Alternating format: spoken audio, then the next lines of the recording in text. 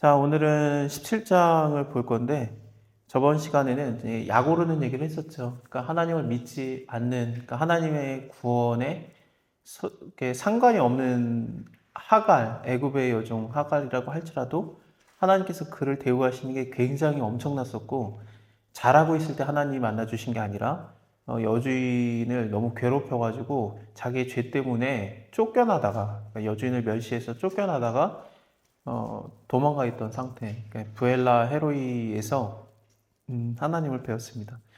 브엘라 헤로이라는 곳은 이제 하나님이 감찰하신다라는 뜻으로 보면 될 것 같습니다. 감찰자의 우물이라는 뜻인데, 그 부엘은 우물이에요. 그래서 그 부엘세바 하면은 우물 7개 이런 뜻입니다. 그래서 7개의 우물, 아브라함이 받는 우물은 이제 7개의 우물이 되겠고, 그러면 하나님께서는 아브라함, 그의 믿는 자에게만 우물을 허락하시느냐? 그렇지 않습니다. 하갈에게도 부엘라 헤로이라는, 우물은 아니에요. 여기는 샘이긴 하지만, 어쨌든 하나님께서 그에게 물을 주심으로써, 이게 광야에서 물을 준다는 것은 이제 출애굽기에서 좀 더 극명하게 보여지는데, 광야에서 물을 주시는 것은 하나님께서 공급하시는 생명수라는 느낌으로 다가옵니다. 그래서 이것들은 믿지 않는 자에게도 하나님이 공급하신다. 마치 예수님께서 말씀하셨던 것처럼 하늘에 비가 내리고 그리고 햇빛이 믿는 자든 믿지 않는 자든 모두에게 동일하게 내리시는 하나님의 그 넓으심 자비하심 같이 너희도 그리하라 라고 하는데, 그렇습니다. 하나님께서는 안 믿는 자에게도 꽤나 은혜를 많이 베푸십니다. 그래서 우리가 오해를 하고, 아니 어떻게 이럴 수 있는가? 하나님이 진짜로 살아계시다면 저 악한 자, 죄인에게 하나님이 어떻게 저렇게 많은 복과 은혜를 베푸실 수 있는가라고 생각을 하지만, 하나님께서는 원래 그러신 분입니다. 그게 너무나도 다행인 게, 그런 하나님의 자비하심과 오래 참으심, 은혜를 베푸심을 인해서 죄인이었던 우리도 구원을 받은 겁니다. 그래서 우리에게 차례가 돌아왔다는 것은 너무나도 감사한 일이고, 로마서에서는 그 유대인들과 이방인에 대한 얘기를 하다가 그 이방인 기독교인들에게 얘기했던 것이 무엇이냐면, 하나님께서 그 나무인 참 감람나무 가지도 아끼지 않고 잘라내셨은지 너희 돌감람나무였는데, 그 참 감람나무 가지가 버려지고 너희가 하나님께 접붙임이 돼서 너희가 지금 이제 제대로 된 열매를 맺고 있는 것이다. 근데 하나님께서 그 참 가지도 버린 거를 아까워하지 않았은즉 너희도 주의할지라, 이런 식으로 표현됩니다. 그래서 하나님의 은혜로 우리가 받아진 것으로 생각을 해야 되고, 내가 잘해서 받아진 게 아니에요. 하갈에게도 하나님이 그냥 은혜를 베푸신 거고, 아브라함에게도 마찬가지였고, 그렇습니다. 근데 지금까지 우리가 쭉 지난 시간에도 이렇게 약 올라서 어떻게 하나, 하나님을 안 믿는 자에게도 이렇게 은혜를 베푸시는데, 우리가 사실 살면서 인생에서 너무 많이 봤죠. 안 믿는 자에게 주시는 하나님의 은혜들. 근데 우리는 그 뭐야? 우린 뭐하러 믿어? 안 믿는 자들은 복만 받고 하나님 안 믿어도 되고 어떤 아무것도 안 해도 되고, 우리는 뭔가 죄책감을 당하잖아요. 하나님 안 믿으면 안 될 것 같고, 뭔가 잘못하면 큰일 날 것 같고, 죄책감과 여러 가지 괴로움과 뭐 그런 게 있는 것 같은데, 물론 하나님 믿는다고 우리가 뭐 예전처럼 죽임을 당하거나 그런 건 없습니다. 그래서 참 감사한데, 그럼 하나님 믿는 거는 뭐가 다른가? 그거에 대해서는 오늘 17장이 얘기를 해주고 있습니다.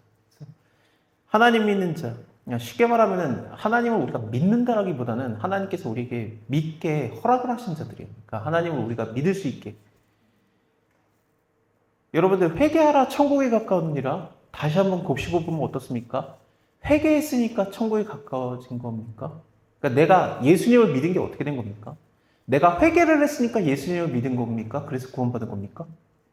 아니면은 살다 보니까 내가 어느 순간 예수님을 믿고 있었다라는 것을 알게 되고, 그 믿음으로 인해서 내가 하나님께 돌아가야지 하고 회개하게 되고, 그런 겁니까?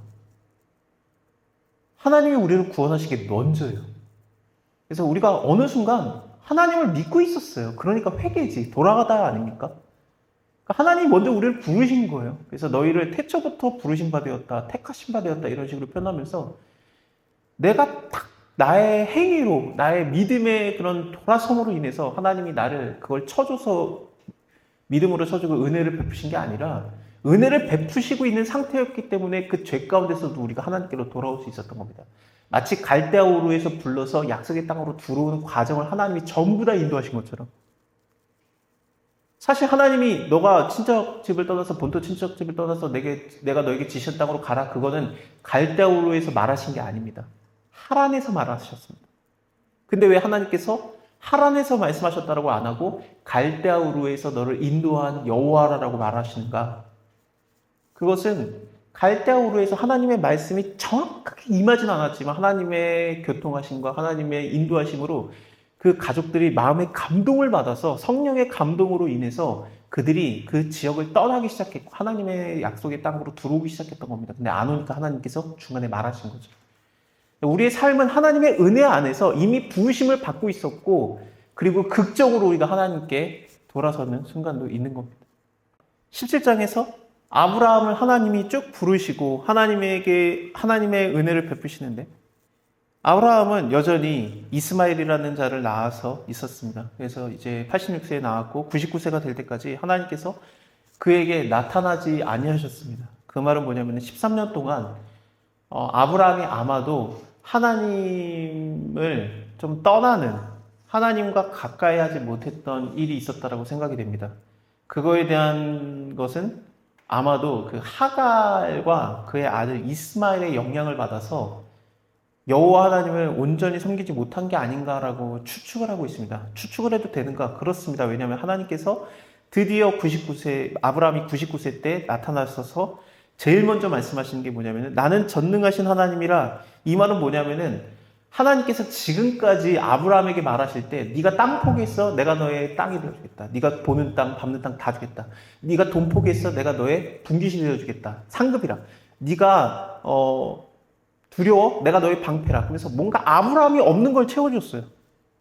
하나님이 나타나서 나는 전능하신 하나님이라 너는 내 앞에 행하여 완전하라. 이 말은 뭐냐면은 아브라함의 부족함을 채우시면서 말하는 거거든요. 아브라함의 부족함, 하나님을 대하는 것이 어땠냐? 하나님은 전능하지 않다라고 생각을 하고 있었던 겁니다. 나는 전능한 하나님이야. 잘못 생각하고 있구나. 너는 내 앞에서 완전하라. 지금 내가 전능하지 않다라고 생각을 하기 때문에 네가 뭔가 자꾸 네 거를 섞고 불완전하게 행동을 했는데 이제는 행해서 완전하라 라고 말씀하신 겁니다. 그리고 하나님께서는 내가 내 언약을 너와 나 사이에 세워서 너로 심히 번성케 하리. 이건 예전에도 말씀하셨던 건데 계속해서 아브라함이 믿지 못하고 하나님이 번성케 하신다는 걸 믿지 못하고 이스마엘을 낳고 이런 것들로 인해서 하나님께서 다시 한번 말씀하셨던 겁니다. 아브라함이 엎드렸습니다. 엎드리고 아브라함이 말할 기회를 안 주고 하나님이 계속 얘기하십니다. 하나님이 또 그에게 일러 가라사대 내가 너와 언약을 세우리니 너는 열국의 아비가 될지라. 이제 후로는 너의 이름을 아브라함이라 하지 아니하고 아브라함이라 하리니 이는 내가 너로 열국의 아비가 되게 하려니라. 내가 너로 심히 번성케 하리니 나라들이 너에게로 쫓아나며 열왕이 너에게로 나올 것이다. 내가 내 언약을 나와 너 사이에 그리고 너의 대대 후손 사이에 세워서 영원한 언약을 삼고 너의 후손의 하나님이 되리라. 그리고 계속해서 하나님의 말씀이 이어집니다. 이 말은 뭐냐면 아브라함의 말을 들을 것도 없었던 거예요. 마치 둘의 사이가 토라져 있다가 다시 만났을 때 일방적으로 용서하는 자 입장에서 쭉 얘기하는 거 있잖아요. 그러니까 수준이 지금 동등하지가 않은 거예요. 아브라함은 자기가 잘못했다는 것을 인지를 했습니다. 하나님의 등장으로 내가 완전하지 못했구나, 불완전했구나, 하나님을 전능하지 못하다고 생각했구나 하면서 그 앞에 엎드린 것도 분명히 보였습니다. 하지만 하나님께서는 아브라함의 대화를 들을 상황이 아니었던 거예요. 지금 일방적으로 얘기했어야 됐던 거죠. 저는 이 아브람을 아브라함이라고 부르시는 것이 참 좋습니다. 왜냐하면 아브람은 큰아버지라는 뜻입니다. 아브람 자체가 첫째 아들은 아닐 겁니다. 하지만 이름이 큰아버지입니다. 큰아버지. 근데 하나님께서는 큰아버지가 아닌 아브라함이라고 하면서 그 람을 거기에서 라함으로 바꾸면서 이게 큰 것의 복수 형태가 됩니다. 그래서 아브라함을 큰아버지가 아닌 큰 것들의 아버지로 바꾸신 겁니다. 이것이 열왕의 아버지가 된다는 뜻입니다. 잘 생각해보면 아브람, 큰아버지, 우리 큰아버지 그런 것도 있겠지만 큰아버지, 큰 존재. 어떤 느낌이 드십니까? 가인 같지 않습니까? 하나님의 약속을 믿지 못하고 하나님께서 보호한다는 말씀을 믿지 못하고 자기의 힘을 세우려고 했던 가인. 그리고 바벨성을 세웠던 자들. 내가 스스로가 세지겠다. 하나님을 믿어서 좋은 게 뭐냐? 하나님 나한테 힘을 주세요. 하나님 내가 더 세게 해주세요. 그거죠. 근데 하나님께서 내가 너의 힘이 되어주겠다. 니네 약한 상태여도 돼. 내가 너의 힘이 되어줄게. 그러시는데 아니야. 내가 세져야 돼. 내 성을 쌓고 그랬던 아브라함이 그런 존재인 거예요. 내가 세져야 되는 거예요. 내가 큰 자. 근데 하나님께서는 너가 큰 자가 아니라 내가 너를 큰 것들의 아버지로 만들 거야. 아브라함 자체는 커지지 않아요. 그냥 나이 먹은 많은 할아버지입니다. 그 할아버지 그대로이지만 내가 너를 큰 것들의 아버지로 만들리라 라는 것이 하나님의 약속이었던 겁니다. 하갈과 아브라함의 차이가 이겁니다. 믿지 않는 자에게 하나님이 베푸신 은혜는 내가 너에게도 나라를 주겠다 라고 곧 얘기하실 겁니다. 이제 쫓겨날 건데 이스마엘이 쫓겨나게 될 건데 이삭이 낳은 다음에 그가 쫓겨났을 때 그가 죽을 뻔했을 때 하갈과 이스마엘에게 또 하나님의 천사가 나타나서 아니야 너 여기서 안 죽어. 그리고 너도 큰 나라의 아버지가 되게 해줄게. 그러면서 12방백을 맡깁니다. 12방백이라는 게 12왕자들입니다. 쉽게 말하면 이스마엘도 12지파의 아버지예요. 양적으로 따지면 이스라엘과 똑같습니다. 그러나 이 땅에서 받는 게, 그러니까 안 믿는 자들도 받는 게 그런 거예요. 물질적인 거 받는 게 그렇습니다. 믿는 자들의 달라짐은 어떤 것인가? 믿는 자들의 달라짐은 이 땅에서 너가 그렇게 받을 수도 있지. 이스마엘도 받는데 너를 줄 수도 있지. 그래가지고 그 대표적으로 이스라엘에게 줬던 거예요. 12지파를. 그래 줄 수 있지. 하지만 내가 진짜 너한테 주고 싶은 게 뭐냐? 나야. 그러신 거잖아요. 이게 너무 커서 우리가 이게 뭐야가 됩니다.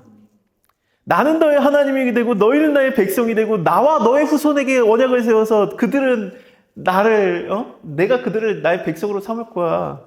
너와 너의 후손의 하나님이 되리라. 내가 이거 언약 세울 거야. 네 아직 말하지 마. 내가 말할 거 다 말할 거야. 그래서 쫙 말하신 게 나를 너한테 주면 되겠냐? 그러신 거죠.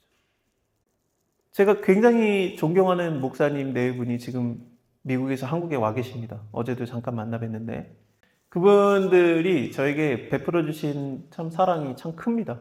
물론 제 육체 부모님에게는 못 미칩니다. 육신의 부모님은 제가 이루 말할 수도 없는 은혜를 제가 받았죠. 저도 아버지가 돼 보니까 아무리 못하려고 해도 마음이 쓰이고 잘하려고 하는 게 부모의 마음입니다. 근데 그분들은 저를 그냥 아무 조건 없이 아낌없이 사랑해 주셨던 분들입니다. 그래서 제가 그분들을 아버지, 어머니라고 불러도 될 만한 분들입니다. 그래서 실제로 만나면 아버지, 어머니라고 부릅니다. 진짜 예수 그리스도의 이름으로 형제자매, 가족된 분들입니다. 그분들에게 너무 감사한데 그분들이 저를 그냥 저를 1년 동안 받아주셨습니다. 그래서 먹여주시고 입혀주시고 아무 상관도 안 하고 그게 얼마나 힘든 건지 그때는 몰랐다가 이제는 알 것 같습니다. 그게 얼마나 힘들었던 건지. 그분들이 저한테 만약에 제가 미국에서 있을 때 저한테 집을 제공해주고 아니면 뭐 차를 제공해주고 뭐 용돈을 제공해주고 물론 그런 분들도 계셨습니다. 그런 분들이 너무 감사하지만 저는 그분들에게 아버지라고 말하지 않습니다. 별로 안 좋은 집이었지만 굉장히 오래된 목사님 사택이었고 방도 굉장히 작았고 거기에 얹혀 살았죠. 그런 집이었지만 저를 그냥 친자식처럼 대해주셨던 그 분들의 사랑이 너무 컸습니다. 그분들은 저한테 뭘 주신 건 아닙니다. 하지만 저에게 관계를 허락하셨습니다. 그러니까 너가 이걸 해라, 이 집에 사니까 이걸 해라, 이 정도는 지켜라, 그런 게 전혀 없었어요. 그냥 받아주셨어요. 그냥 관계로 받아주시는 거에 그 큰 은혜를 저는 아직도 잊지 못하고 저의 인생에서의 참 전환점이 됐다라고 생각할 정도의 영향을 받았습니다. 하나님께서 우리에게 집을 주고 차를 주고 돈을 주고 먹을 걸 주고 다 주실 수 있습니다. 하나님 그렇게 하시겠다고 약속도 하셨습니다. 근데 그건 안 믿는 자에게도 줘요. 이스마엘에게 12방백을 줬잖아요. 12왕자를. 12지파 줬어요. 이스마엘도. 받았어요. 이스라엘이 받았던 것처럼. 근데 하나님께서는 하갈의 아들 이스마엘과 맺은 언약이 아닌 하나님의 자녀에게 맺는 언약은 그 관계까지 허락하신 겁니다. 아브라함에게 너가 열국의 아버지가 될 것이다. 이스마엘도 사실은 열국의 아버지 아닙니까? 12나라의 아버지예요, 이스마엘도. 근데 아브라함에게 너는 더 좋은 노른자 땅 줄게 그랬습니까? 아니요, 이스마엘 땅이 더 좋아요. 거기 지금도 기름 나와요. 더 부유해요. 그 기름 나오는데 이라크 지역 거기가 유브라데스강 그리고 거기가 그냥 몇몇 신학자들에 의하면은 거의 유브라데스강 그 기욤강 혹시 그 에덴 동산에서 흘러나온 강 하나에 4개가 뻗어가는데 그 주변이니까 에덴 동산이 혹시 거기 그렇게 이렇게 딱 매장돼가지고 거기서 그렇게 기름이 펑펑 쏟아지나라는 생각을 할 정도입니다. 저는 그렇게 생각하지 않습니다만.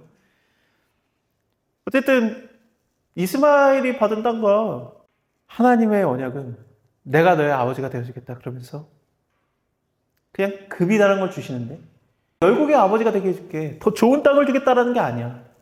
예수 믿으면 더 좋은 걸 주겠다라는 게 아니야. 나를 줄게. 그러면서 그 나라를 허락하는데 이것은 예수님을 통해서 쭉 이어지면서 우리가 봐야 되는데 하나님의 나라를 허락한 겁니다. 열국의 아버지가 된다는 게 안 믿는 자, 다시 종합해서 얘기하겠습니다. 안 믿는 자에게는 나라를 줘요. 믿는 자에게는 하나님의 나라를 줘요. 하나님의 나라가 그래 죽으면 천국 가겠지가 맞아요. 맞는데 예수님에 의해서 그 천국이 이미 임했다는 것을 정확하게 말씀을 하십니다. 하나님의 나라 자체가 하나님의 거하시는 곳이 되기 때문에 내가 너와 함께함으로써 내가 너의 것이 되고 너는 나의 것, 나는 너의 것, 너의 하나님이 되리라 그러면서 너에게 내가 함께하기 때문에 너가 나라야 그런 거예요. 내 자체가 하나님의 나라, 천국이 됐다라고 예수님 말씀하십니다. 천국은 공간 개념이 아닌 사람 개념입니다. 예수님께서 이것을 설명하기 위해서 굉장히 공을 들이셨는데 하나님의 나라는 사람입니다. 일단은 이것을 이해하기 위해서는 다니엘이 느부갓네살 왕의 꿈을 해석하는 것을 이해해야 됩니다. 느부갓네살이 꿈을 꿔가지고 큰 나무가 보이는데 그 밑에 들짐승들이 있고 그 가지에 새들이 깃들어 있는 것을 다니엘이 해석을 해줍니다. 그러면서 그 나무는 당신이면서 바벨론 제국입니다 라고 얘기를 합니다. 그래서 수많은 자들이 당신에게 그 그늘에 깃들고 생명을 유지합니다라고 해석을 해줍니다. 다시 말하면 나무 자체가 느부갓네살이라는 한 개인이면서 그 사람 자체가 나라예요. 바벨론 제국. 그래서 나라는 그렇게 해석이 됩니다. 군대에서 제가 억울한 일을 한번 당한 적이 있습니다. 이래봬도 제가 예전에는 날씬했고 튼튼했고 장교 출신입니다. 제 자체가 사람이면서 기관입니다. 장교는 그렇습니다. 그래서 훈련을 하고 지도를 그릴 때 제가 제 스스로가 중대입니다. 제 스스로가 부대 자체이고 나머지들은 부대 마이너스라고 표현을 합니다. 그래서 저랑 부대랑 나눠지면은 제가 부대의 그림이 그려지고 이거는 우리 부대의 마이너스라고 표현이 됩니다. 내 자체가 중대예요. 그래서 그 연대장님이 훈련할 때 이게 중대가 여러 개가 가야 되는데 너무 조금 간다 그러면서 저 하나만 빼가지고 글로 보냈습니다. 지도상에서는 중대가 많이 간 것처럼 보이니까. 그래서 저 혼자 애들은 딴 데 있는데 저 혼자 훈련을 받으러 갔던 억울함이 있습니다. 사람 자체가 기관입니다. 그것처럼 사람이 하나님의 나라입니다. 사람이 하나님의 성전입니다. 예수님께서 이 성전 무너뜨려라. 내가 3일 만에 이렇게 세우리라. 이것은 예수님의 몸이 죽은 자 가운데서 3일 만에 일어날 것을 말씀하심이라고 표현을 합니다. 성전의 개념은 원래 건물이 아닌 움직일 수 있는 장막의 형태였고 예수님을 통해서 하나님이 거기 몸 안에 거하면서 장막안에 거하면서 예수의 몸 자체가 성전됐다는 걸 얘기하고 고린도전서에서 바울은 너희가 하나님의 성전된 것과라고 하면서 우리 자체가 하나님의 성전이라고 얘기합니다. 건물이 아닙니다. 이런 걸 생각했을 때 더 큰 개념으로 보면은 하나님의 나라가 사람이라는 개념이 어렵지 않게 이해됩니다. 하나님의 나라에 우리가 들어가자가 아닌 하나님이 나에게 임했기 때문에 내 자체가 하나님이 거하시는 하나님의 나라가 되는 개념입니다. 하나님의 나라가 되면 어떤가? 하나님의 나라는 망하지가 않아요. 예수님께서 너가 천국이다. 천국은 겨자씨만해 보이는데 생명이 있어서 반드시 자라나서 모든 나물들보다 커지는 겨자씨 나무로 표현을 합니다. 모든 나무들보다 커지는 게 아니라 정확하게 나물들입니다. 겨자나무가 조그매요. 1m 80 정도 자라는 아주 작은 나무입니다. 아브라함이 커진 게 아니에요. 다시 말씀드리지만 아브라함을 하나님이 너를 아브라함이라면서 더 크게 만든 게 아니에요. 그냥 늙은 할아버지예요. 근데 하나님이 너를 내가 크게 만들 거야. 그게 중요했던 겁니다. 그것처럼 겨자나무는 굉장히 작아요. 1m 80 정도밖에 안 돼. 이 정도 되는 나무인데 거기에 새가 깃들다니요. 불가능합니다.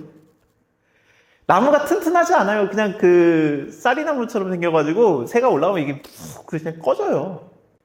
근데 예수님께서 모든 나물들보다 커지는 겨자나무라고 말하면서 천국만 지어갔다 그러면서 무슨 말씀을 하시냐면은 거기에 새들이 깃들고 그 밑에 그늘에 동물들이 거하느니라라고 말을 하십니다.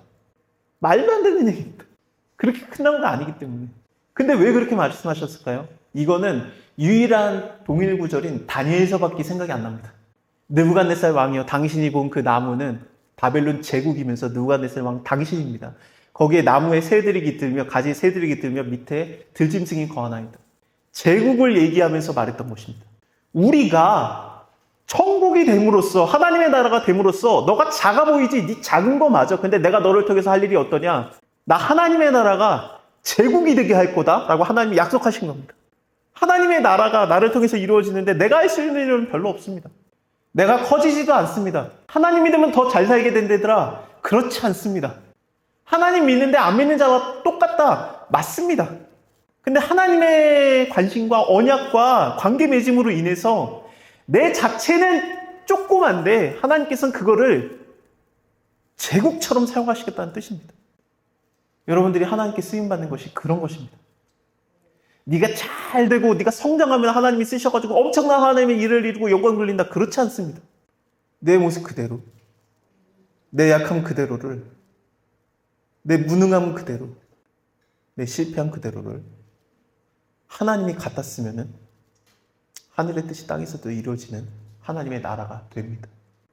하나님께서는 이 언약을 아브라함에게 하십니다. 내가 할 거야. 너는 그대로지만 내가 너를 통해서 할 거야. 이름을 바꿔주시면서 마치 다시 태어나게 하는 것처럼 하십니다. 태어날 때만 이름을 갖는 게 원래 고대근육입니다. 이름이 바뀌는 것은 다시 태어난 겁니다. 그래서 예수님께서는 베드로에게 너의 이름은 이제는 베드로라 하면서 새 이름을 주시면서 자기 스스로가 너를 다시 태어나게 할 수 있는 하나님이라는 걸 드러내신 겁니다. 왜냐하면 하나님의 아들이라고 고백했으니까 맞아 내가 하나님의 아들이야. 내가 널 다시 태어나게 할 거야. 네 이름은 이제 베드로라 하면서 그의 삶을 완전히 뒤집어 버리시고 그렇다고 베드로가 변했습니까? 똑같았습니다. 그 즉시 이거 예수님의 나라가 오는데 예수님 죽으시면 안 되죠. 예수님 바로 사탄아 물러가라. 그렇게 해야 될 만큼 똑같습니다. 근데 하나님께서는 그 베드로를 사용하시고 초대교회에 어마어마한 진짜 반석이 되게 하셨습니다. 내 모습 그대로를 사용하시옵소서. 하나님 내가 지금까지는 이렇게 살았어요. 하나님이 날 만나주고 내가 하나님의 나라가 되면은 뭐가 바뀌나 아니에요. 안 보여요. 겨자씨만 해요. 겨자씨만 해요. 커봤자 1m 80밖에 안 자라. 근데 하나님이 쓰시겠습니까? 저희 백향목도 있는데 저희 포도나무도 있고 아름다운 나무 많은데 올리브나무도 있고 그런데 하나님 이런 겨자씨 나무를 하나님이 갖다 쓰시겠습니까?